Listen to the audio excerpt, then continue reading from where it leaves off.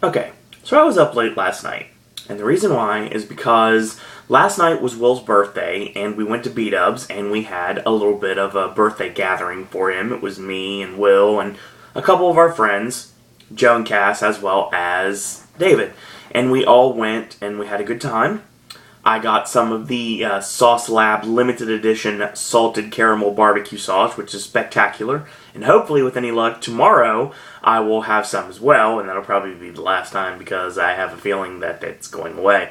The ghost pepper sauce has already gone away, so if you are in the area of this video and you're watching this, the ghost pepper sauce at Buffalo Wild Wings in Vienna, West Virginia is already gone. And technically it's still Vienna because it's past the flood wall, and past the flood wall is technically Vienna. Okay, there's always that. Excuse me.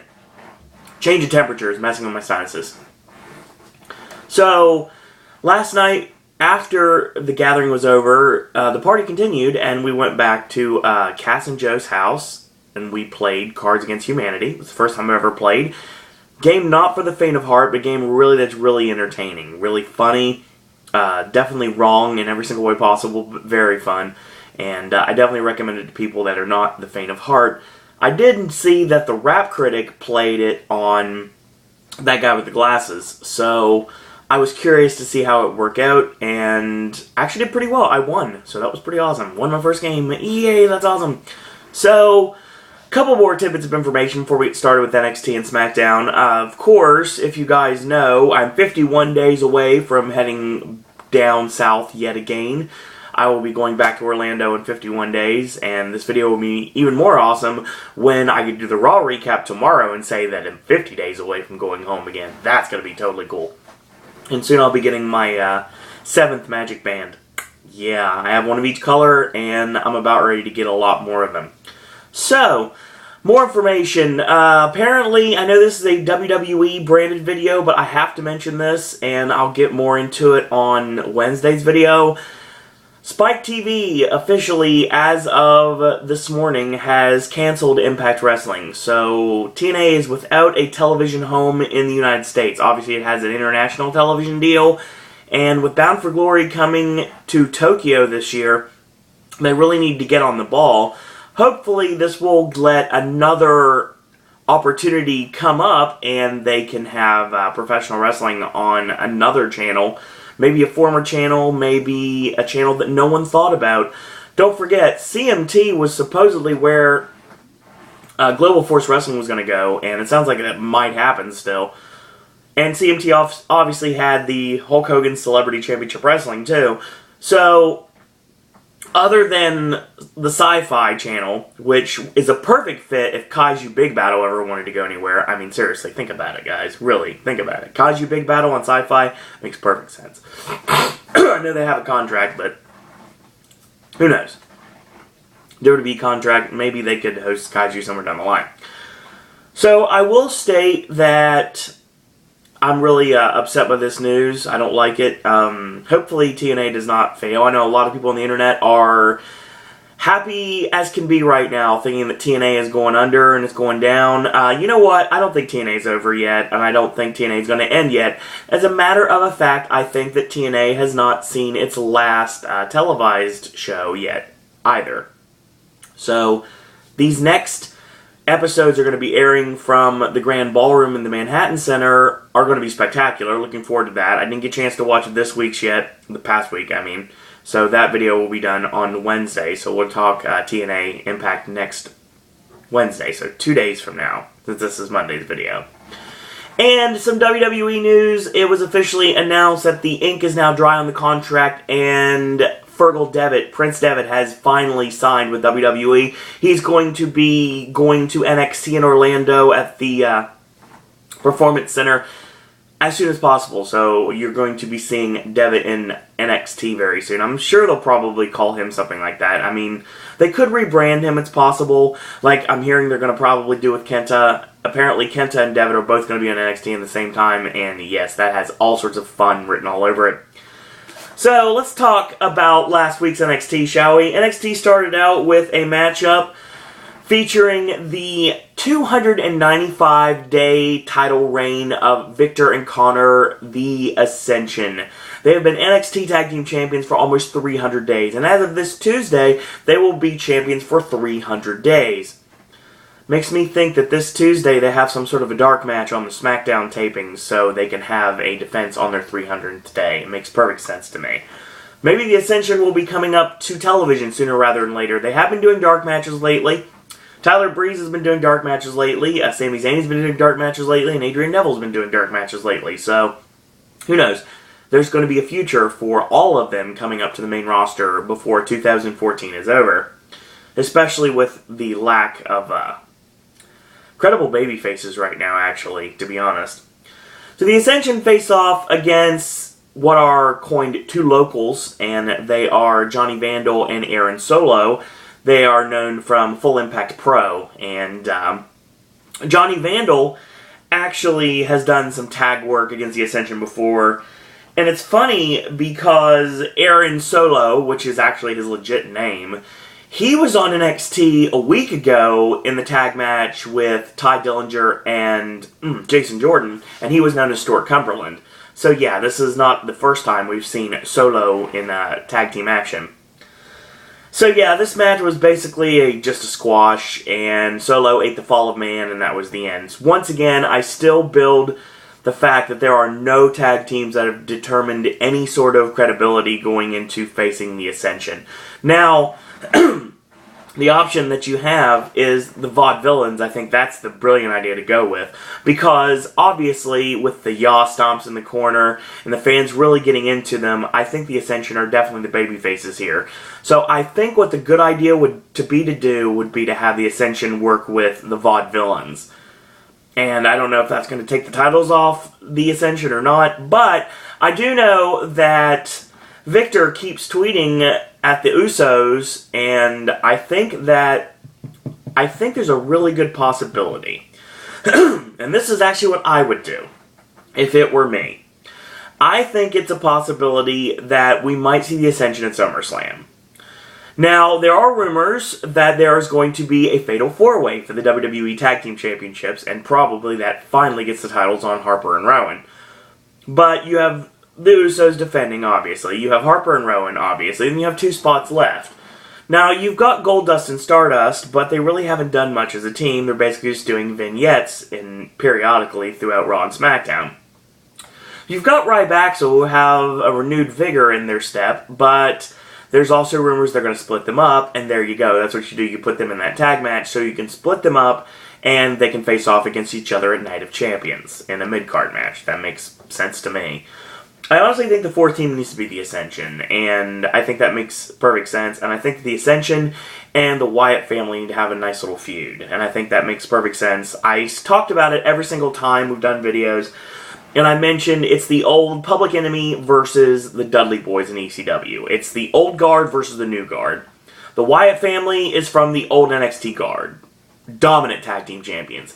The Ascension is from the new NXT guard, dominant tag team champions. So when they face off against each other, it's going to be colossal, especially in NXT. What I think they end up doing is I think they have, this is what I would do, I'd have the Wyatt family be the ones to take the Ascension down. I think the Wyatts should take the titles off the Ascension. And then the Ascension have to come back to WWE to get them back. I think that makes sense. And they try to take the Wyatts tag belts, and then we have and then they do. So we have the Ascension with one set of tag titles. You have the Wyatt family with the other set of tag team titles. And you have either a title unification match or a champion versus champion match.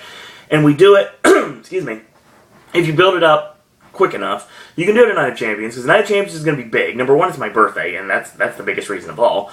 And number two, it's going to be when everyone has to re-up their network subscriptions. So they have to put a major card up so people can decide, okay, fine, I'm going to pay the rest of this, and I'm going to continue my WWE Network subscription. So that would make sense to me that would be the case. So yeah, that's what I think. I think the Ascension and the Wyatt family need to feud, because there's no team that has been built up in NXT yet that can challenge the Ascension. The Vaudevillains are going there, but they had to take a loss in order to build a new tag team that is now on the the rise. We'll talk about that in a minute. So we get Mojo Rawley, who I think is the most useless member of the NXT roster. And he's got personality, I guess. I can't see it, but some people do. He's got the Chad Cross fan club and everything, and that seemed to have disappeared. So yes, Mojo Rawley is not being pushed as heavily as he was, and I'm very fortunate for that. We've seen this match before, and obviously Mojo would win, and it would agitate me because I don't like it when Mojo wins. But I will say that this match actually happened, and Mojo's push is finally dead in the water. So yes, he faced off against the #1 contender to the NXT Championship in Tyler Breeze. And Breeze, of course, has a big cast on his finger. Obviously, he broke his finger, and they're playing it off as a hand modeling accident, which makes perfect sense to his character. So, basically, he gets in the ring, and he gets picked up by Mojo and driven into the corner, and when he comes out, Mojo eats the beauty shot in less than a minute, about 30-45 seconds, and that was the end. So yeah, that was the end of that match. Really short. I don't know how long Breeze can technically go with a broken finger, but excuse me. I'm guessing this was done on purpose, obviously. Not really to get over anything more than the fact that he is the #1 contender, and Mojo Rawley is a foregone of the time gone by, yeah. He's a relic of time gone by, that's what I'm looking for. Stupid sinuses. Now, of course, we have our NXT Women's Championship match. It is Charlotte defending against her former BFF member, Summer Rae. And this match did not captivate the crowd. The crowd was doing the wave during it. They chanted boring during it. You never chant boring. But no matter what this was, it's still better than most of the stuff WWE's doing right now that's not AJ and Paige. There's a couple other people in WWE that definitely can work, like Naomi and Natalya, but for the most part, like the Cameron stuff, yeah, we've seen worse. This was definitely not WWE's finest hour in the women's division. So we pick it up midway through the match, right after the first commercial break, and Charlotte's got the figure 4 head scissor locked on. She does the scissor stomp, and then when we come back commercial break, she does the flip through on Summer. Summer low bridges Charlotte with the middle rope instead of the top rope, uniquely, and tosses her in, makes a cover 1 count only. Stomps her in the corner, chokes her with a foot, and obviously this is a nice little back and forth between the fact that they're both extremely tall, and they're utilizing their unique capabilities to stretch their limbs in order to do damage to their opponent.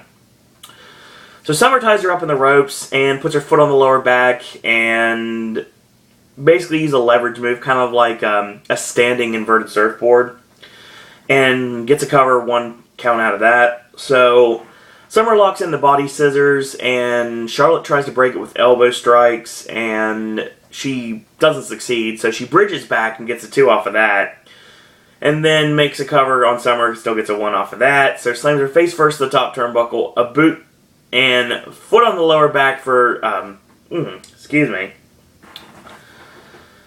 foot on the back, a boot in, and a slap, and she slaps her back and rolls her up off the slap, gets a 2 on Summer Rae, and a half Boston Crab on Charlotte. And Charlotte bites the fingers when she tries to pull at the face, and that breaks the hold. Rolls her up, gets a 1 off of that. The scissor stomp by Summer Rae connects, gets a 1 count. Double clothesline and double down, and when Summer gets up, she ducks the clothesline and catches her with a spinning heel kick and gets a 2 off of that. Knee in and a chop by Charlotte, a clothesline on Summer, gets a 2, makes another cover, gets another 2, single leg, and while she is in a seated position, bow down to the Queen connects, 1, 2, 3. Not a very great match between these two. Yeah, I didn't like this match very much. The crowd was not into it, and that kind of took me a little bit out of it, even though I love Summer Rae. Charlotte is growing on me slowly but surely, but I mean, still, this match was not Charlotte's finest hour. I can't say Summer got exposed in this match because of who she was working with, but yeah, it just seemed like it just didn't gel. They just didn't connect against each other.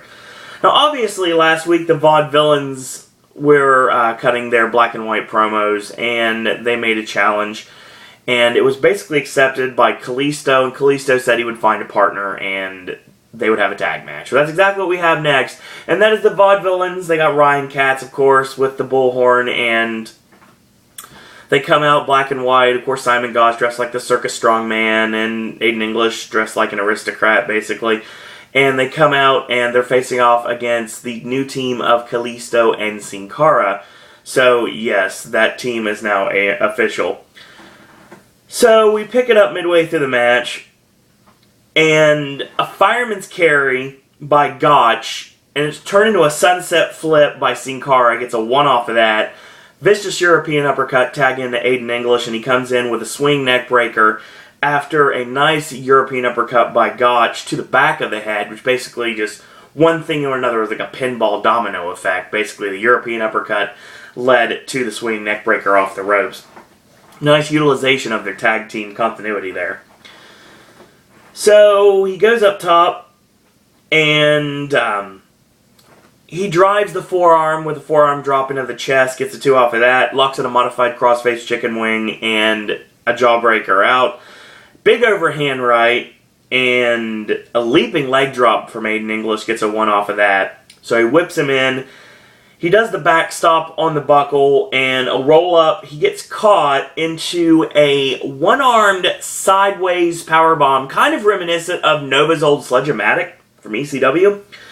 Tags in Kalisto. He comes in with a springboard flying body press onto Simon Gotch, and he rolls him up to the back kick. Handspring kick connects, and Aiden English makes a save right before 3. So Sin Cara with a drop kick sends him to the floor. The tope connects, and Aiden English goes down. In the ring, ducks the clothesline, and Kalisto with the Harakiri, which is the standing slice spread number 2, or the Shira Nui, and gets a 3 on Simon Gotch. So, big win for Sin Cara and Kalisto. Basically, this match was done to build up them and their potential credibility towards facing off against the Ascension, even though Kalisto's already faced off with the Ascension when he had El Local as his tag team partner. So, obviously, it's all about finding which partner works to go after the tag team titles. We pick up our main event, and that is actually non-title, the NXT champion Adrian Neville taking on Rusev. So Rusev making his return to NXT. He comes out, and of course, Lana in her gorgeousness spouts off about how Vladimir Putin is a hero, and basically Obama's a sissy boy, and talking about him being a star, and how in America they treat their celebrities like stars. In Russia, they basically treat them just like they're heroes, not stars. And just like Obama, and apparently just like Adrian Neville, stars are going to not burn out, they're going to fade away. So that was going to be, that's what we got there. We pick it up midway through the match, and it is a short match, a short back and forth match, an old-timey television match. This is the type of match that would happen normally on like a Superstars show. Like midway through like one of those 4-hour marathon Superstars tapings. Something that's between two mid-carders, one that's kind of a bigger guy, one like a David versus Goliath match. So basically, Neville gets shoved in the buckle. Rusev charges in. He gets a back elbow up. Rusev goes to the well again. He eats a kick. And then he gets picked up by the throat and sent down, rather awkwardly, mind you. Shoved off to the corner again. He misses the charge, and Neville with a springboard and the missile drop kick. Lana gets on the ring apron for a quick distraction, and yes, I'd be distracted too, on the referee, and Tyler Breeze comes from behind, and he tries to interfere, and he gets forearmed and knocked off the ring apron. This allows the Vader attack from Rusev, and he tosses him up. He lands on his feet, charges in, he eats Neville's kick, and Neville with a GSK actually, he nails a Del Rio's a grounded side kick. He goes up top for the Red Arrow, and Tyler Breeze, in perfect view of the referee, pulls him off, and he lands awkwardly on the top rope, falls off, and that's the disqualification. Neville wins by DQ. And, of course, Rusev mows him over with the Muay Thai kick, stomps in the back, locks on the accolade, and celebrates as that's the end. So, yeah, lackluster edition of NXT this week. I was kind of saddened because I was really getting used to these NXT episodes that have been really solid, but not this time around. What I'd recommend on this show, honestly, really, nothing is really... I can't say nothing's recommendable. I think I can say that if you skip this episode of NXT, the only thing you're missing out on is storyline continuation. The Ascension had a squash, and Tyler Breeze had a squash, and Charlotte and Summer Rae just didn't work, and the Vaudevillains against Kalisto and Sin Cara didn't go long enough, and Rusev and Neville just didn't work. I mean, it was alright. It was a good big man, little man match, but I mean, it just... For the most part, it lacked, like, fire. It lacked intensity. So, yeah, this NXT was kind of a letdown, which is a shame. So, no information at the end of the show about what we're going to be seeing this week, so it's all going to be a surprise to me. So, here we go. Let's pick up SmackDown this week. And, of course, we start off with the never-ending tag team division against one another. This time, it is a non-title match with the WWE Tag Team Champions, Jimmy and Jey Uso, taking on Curtis Axel and Ryback. So Ryback, of course, got a win over the Usos, so now they are looking to go back into contention for the tag team titles. We pick it up midway through the match. Ryback with a chop on Jimmy, and Jimmy ends up trying to fight his way out of the corner, punching both Ryback and Axel. And he gets picked up into the corner and brought back into the Ryback corner, tagging to Curtis Axel. He comes in with vicious stomps on Jimmy. He ducks the right hand and the club to the back of the neck. Duck the left, find the right, so it's basically what it was. He catches a nice knee strike off the ropes, basically a version of William Regal's knee trembler. Kind of. And he gets a 2 off of that on Jimmy, tagging a Ryback, comes in with a standing big splash, gets a 2. He locks on a chin lock, Jimmy punches his way out, catches the boot, spun around, he ducks one kick, catches the other, and Jimmy nails it. So, Enziguri style to the back of the head of Ryback, tagging to Curtis Axel. Jey finally hot tagged in, clothesline, side kick to the ribs, uppercut, whip in is reversed. Axel eats the front drop kick, and Rikishi special connects, and a Samoan drop, and Ryback makes the save. So Ryback is low bridged over the top to the floor. Jey hits the Samoan suicide dive, and Axel drop kicks Jey off the ring apron. So they do the old twin magic, and they switch positions. Jimmy gets tossed in by Curtis Axel, and Axel gets rolled up in a small package, 1, 2, 3, and we have a match. So, Usos and Ryback, so yeah, this never ends. Like, Usos just do not have any new fresh teams to face off against right now. I mean, you could have an argument for Heath Slater and Titus O'Neil, but I don't know if they're really that serious about keeping them as a team, or if that was just like a 2-week only thing. Right after the other members of 3-man band got fired. Who knows, at this point, I'd put the Primetime Players back together. So, when Darren Young is able to come back again. That's how bad WWE's hurting for tag teams. I mean, they're fine, but they're just still doing... It's like round robin every single week. It's like, okay, fine, the Usos face the Wyatts this week, and so the Wyatts will face the Usos next week, so there's got to be a rematch on SmackDown, or vice versa, because apparently no one watches SmackDown and everyone watches Raw. So most of this stuff I'm talking about right now probably is going to be repeated tonight on Raw. Almost guarantee that.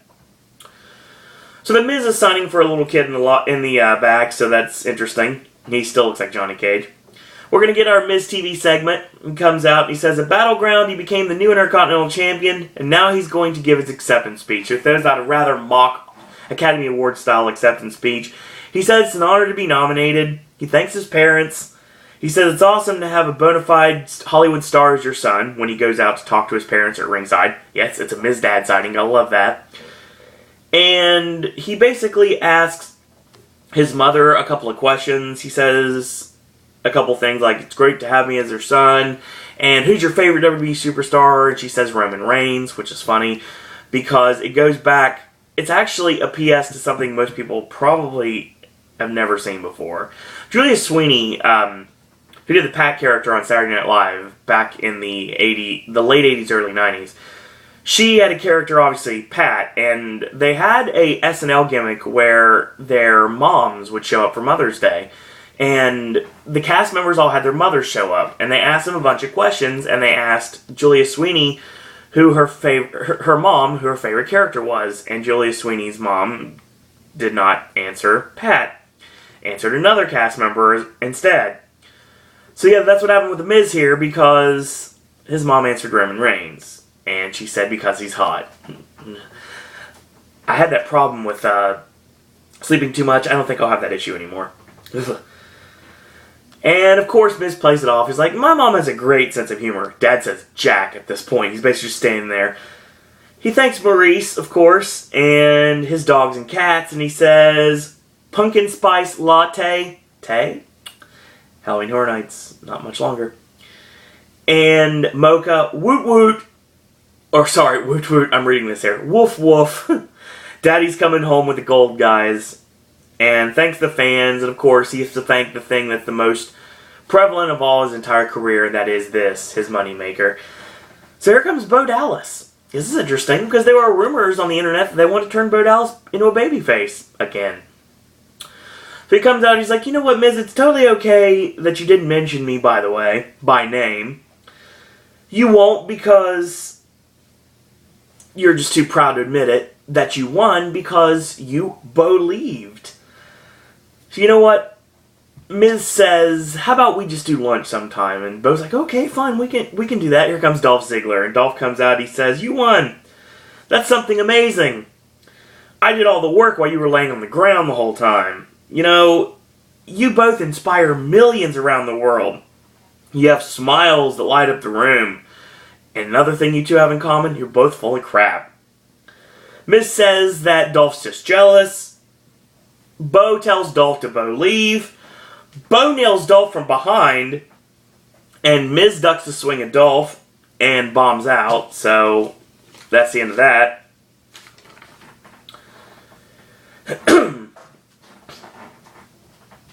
So yes, Miz TV setting up, and now three-way feud for the Intercontinental Championship, The Miz, Dolph Ziggler, and Bo Dallas. I think this is interesting.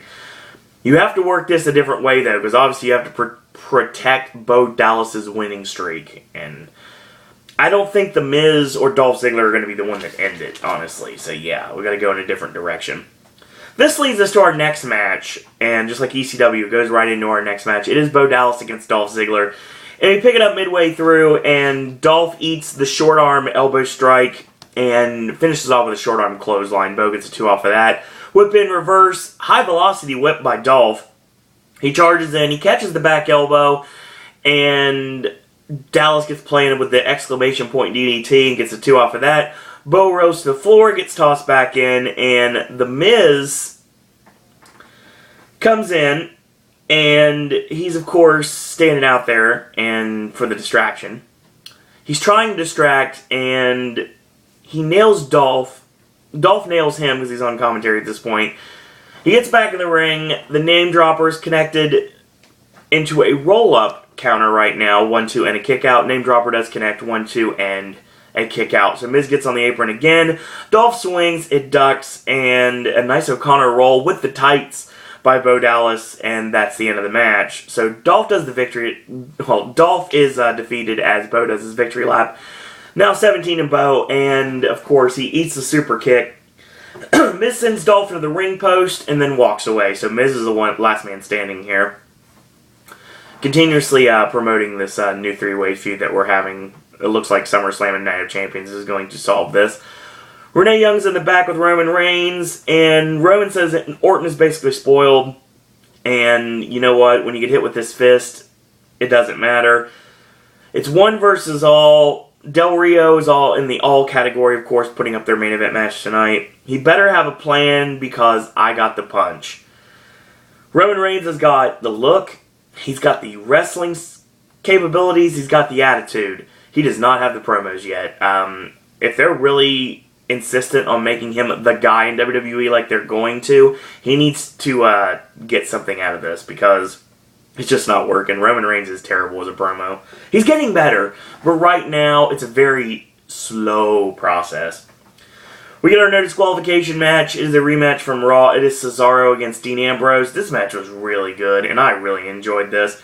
We pick it up midway through the match. Cesaro catches the Swiss Sleeper on Ambrose, and Ambrose, that was midway through the match, and when we pick it up, there is a sleeper chinlock by Ambrose applied by Cesaro, and he's got the Singapore cane wrapped around his face. So Dean bites the fingers, and Cesaro retorts with a cane shot to the lower back. So he sets the two chairs up side by side, you know what it's called, setting up your own demise. And he slams Ambrose through the chairs. Nice body slams him through the chairs. Gets the 2 off of that. So he puts the chair on the back.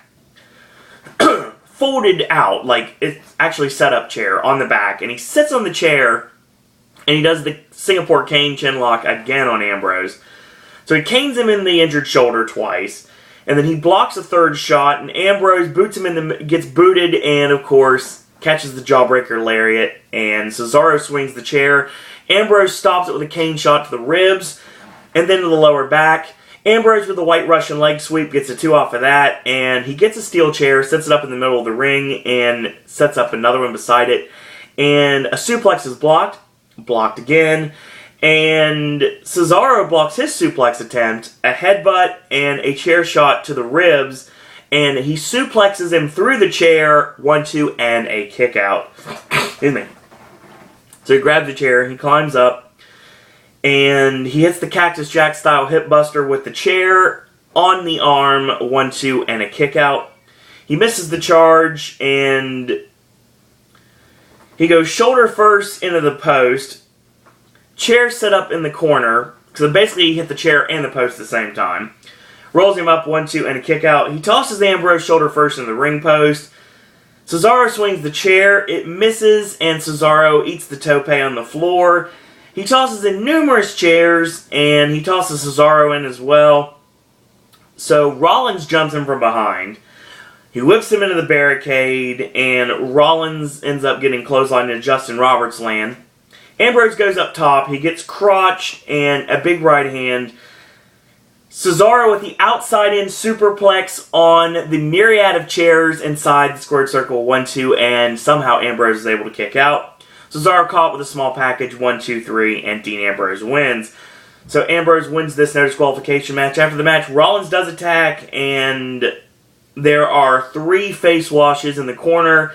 Cesaro hits a running face wash as well, and neutralizer to Ambrose, and Ambrose gets picked up, and Rollins makes him eat the curb stomp. He says, when are you going to learn when to stay down, and when are you going to learn to just die? This storyline is awesome. This match was good. Could have been a lot better. I think the no disqualification gimmick kind of soured it a little bit. If this match would have been just a straight wrestling match, I know it wouldn't have fit after the fact that we had a DQ on Raw, so we had to do this no disqualification match to build this up. But I wouldn't have an issue seeing these two again. It was definitely the highlight of Raw for me last week, match-wise.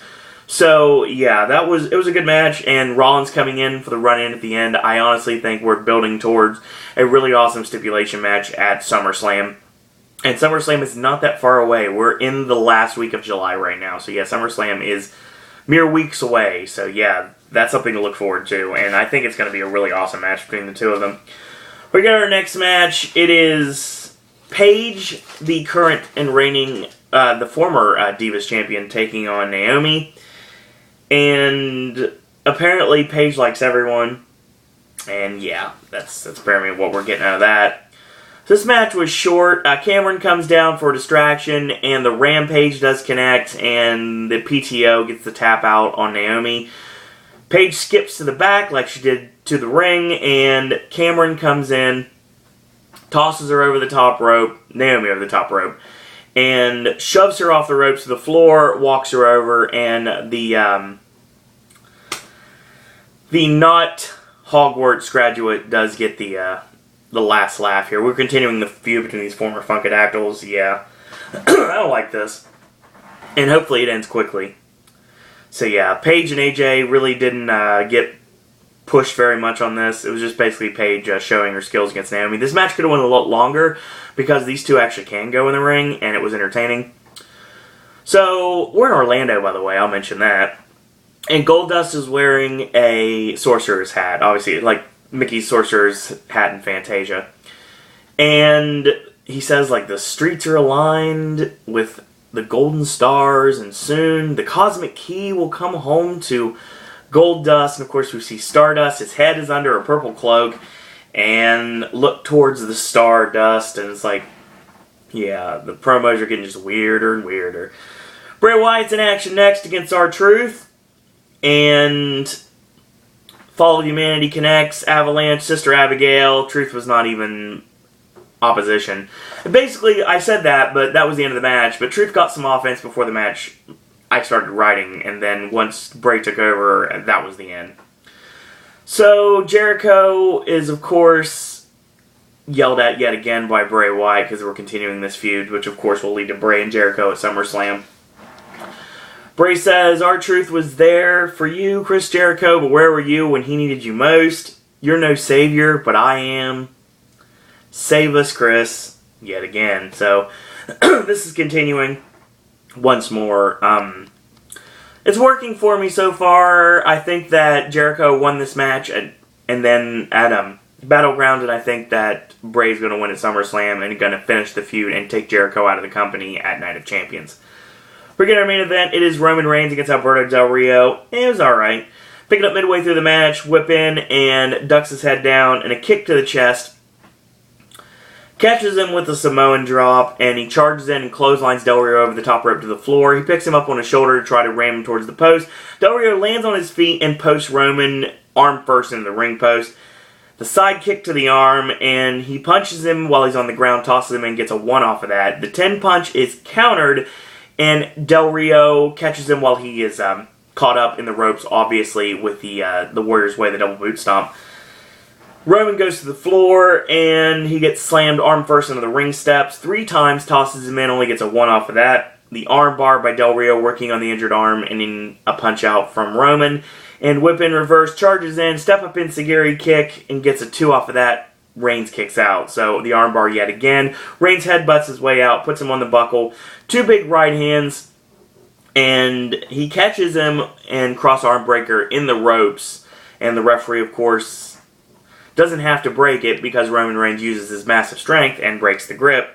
Big right hand sends Del Rio over the top rope to the floor, and he rams him back first in the ring apron, and then sends him hard in the barricade. Face first to the announce table, tosses him back in, ducks the clothesline, and the leaping clothesline from Roman Reigns connects. He charges in with a clothesline, but he eats the back elbow from Del Rio.